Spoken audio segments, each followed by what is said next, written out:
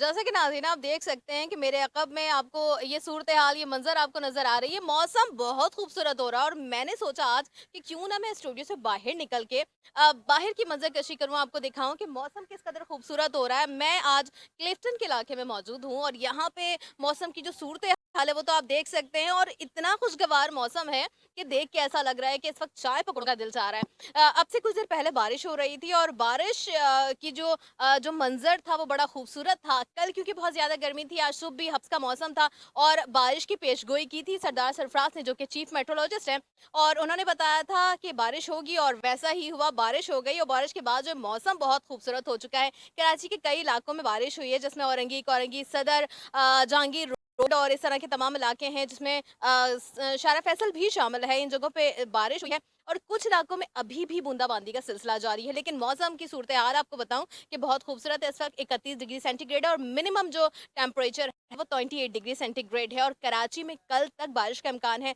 मौसम बहुत खूबसूरत है। मैं भी एन्जॉय कर रही हूँ, आप भी एन्जॉय करें और देखते रहिए उर्दू न्यूज़ नेटवर्क।